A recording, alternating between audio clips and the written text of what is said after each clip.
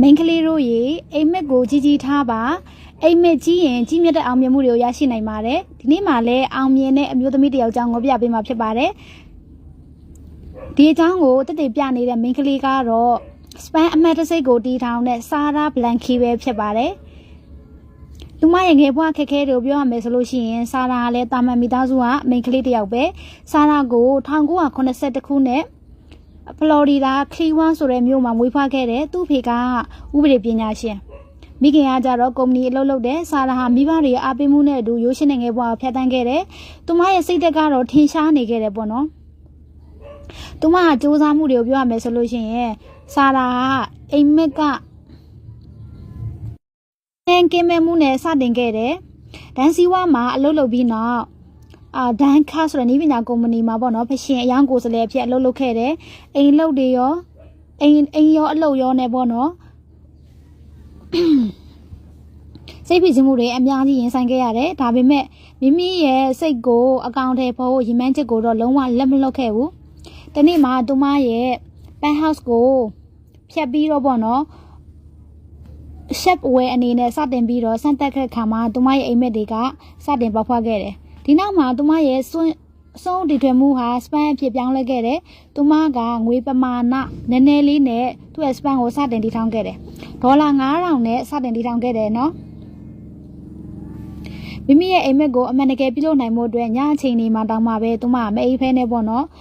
ညအချိန်တွေကိုတောင်းမှစွန့်စားပြီးတော့ကြိုးစားနဲ့သူအလုပ်လုပ်ခဲ့တယ်သူမဟာအောင်မြင်မှုကိုပြောရမယ်ဆိုလို့ရှိရင်စပန်ရဲ့ဆာရာရဲ့စပန်ကုမ္ပဏီကို Opera Wi-Fi ရဲ့ရုပ်သံအစီအစဉ်မှာ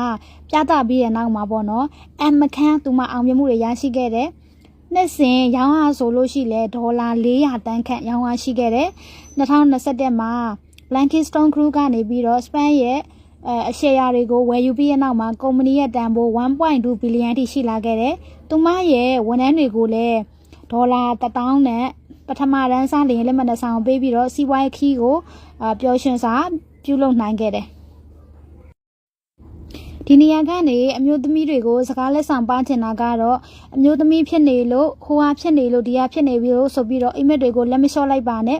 ဆာရာရဲ့စကားတစ်ခုလည်းရှိပါတယ်သူမကဘယ်တော့မှမဖြစ်နိုင်ဘူးဆိုတာကိုမယုံကြည်ဘူးပေါ့နော်အများနဲ့စူးစမ်းတယ်ဒီအခုပြပြပေးတဲ့ story လေးမှာဆိုလို့ရှိရင်လေသူမကဘယ်လောက်ထိအလုပ်စူးစမ်းခဲ့ရတယ်သူမရဲ့ယုံကြည်မှုတွေကိုဘယ်လိုလုပ်ခဲ့ရတယ်ပြီးလို့ရှိရင်အခုချိန်မှာဘယ်လောက်ထိအောင်မြင်နေပြီးတော့ဘယ်လောက်ထိပြောစရာကောင်းတဲ့နေရာတစ်ခုကိုရောက်နေတယ်ဆိုတာလေးကိုသူမလက်တွေ့ပြပြပေးခဲ့တယ်ဒီနေရာမှာမိန်းကလေးတွေအနေနဲ့ तू ကဘာဖြစ်လို့မိန်းကလေးမလို့ကိုကမလုံနိုင်ဘူးဆိုတဲ့အိမ်မက်တွေကိုဖျောက်လိုက်ပါစိတ်ကူးတွေကိုဖျောက်လိုက်ပါလုံနိုင်တယ်ငါဖြစ်အောင်လုံနိုင်တယ်လုပ်ကိုလုပ်ရမယ်ဆိုတဲ့စိတ်ကူးတွေနဲ့မိမိရဲ့ရည်မှန်းချက်မိမိရဲ့ရည်ရွယ်ချက်မိမိရဲ့အနာဂတ်ပန်းနိုင်ကိုတွားပါတကယ်ပျော်ရွှင်မှုအစစ်မှန်ဆိုတာကကိုယ့်ရဲ့လုံနိုင်စွမ်းတွေကိုယ့်ရဲ့ငွေရှာနိုင်စွမ်းတွေကိုယ့်ရဲ့အောင်မြင်မှုတွေကိုယ့်ရဲ့စူးစမ်းနိုင်စွမ်းတွေကိုယ့်ရဲ့နေရာတနေရာရောက်ရှိမှုတွေပေါ်မှာပဲအများကြီးသက်ဆိုင်ပါတယ်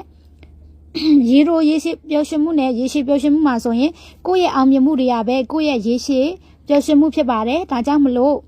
ဒီနေ့ကစပြီးတော့ကိုယ့်ရဲ့ပန်းနိုင်ကိုယ့်ရဲ့အနာဂတ်ကိုယ့်ရဲ့ရည်ရွယ်ချက်ကိုယ့်ရဲ့ရည်မှန်းချက်တွေကိုစတင်ပြီးတော့အကောင့်ထဲဖော်လိုက်ပါအခုပြပေးတဲ့ story လေးမှာအမျိုးသမီးတွေအတွက်အကျိုးတစုံတရာရှိတယ်အမျိုးသမီးတွေအတွက်ဆရာထန်တန်ဆရာတစ်ခု